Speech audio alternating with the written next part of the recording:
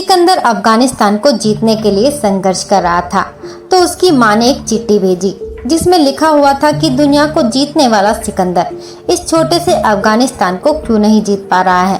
इस पर सिकंदर ने चिट्ठी का जवाब देते समय उसके साथ अफगानिस्तान की मिट्टी भी भेज दी। कहते हैं कि वो मिट्टी जब सिकंदर के गांव मैसेडोनिया में पहुंची तो वहां भी झगड़े शुरू हो गए, यानी अफगानिस्तान के लोग हमेशा लड़ते रहेंगे, पहले विदेशियों से, और जब वो नहीं मिलेंगे तो आपस में लड़ते मरते रहेंगे।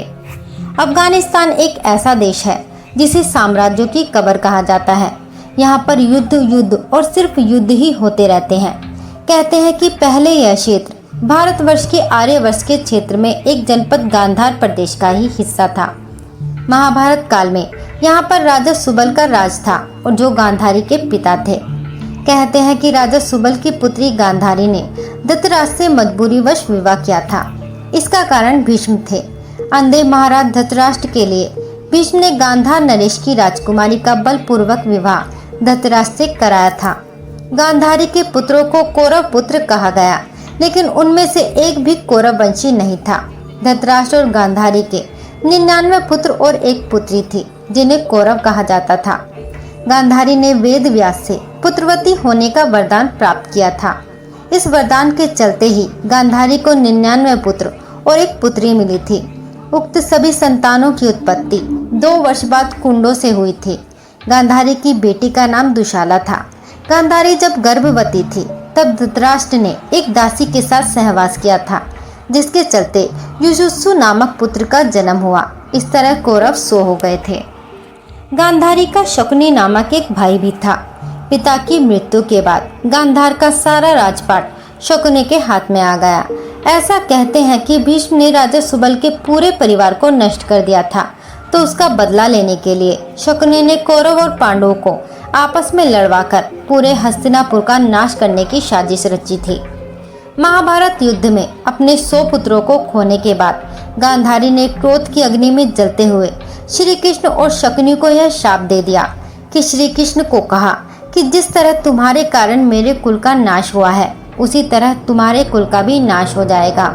मूसल युद्ध के कारण जब श्री कृष्ण के कुल के अधिकांश लोग मारे गए तो श्री कृष्ण ने प्रभास क्षेत्र में एक वृक्ष के नीचे विश्राम किया।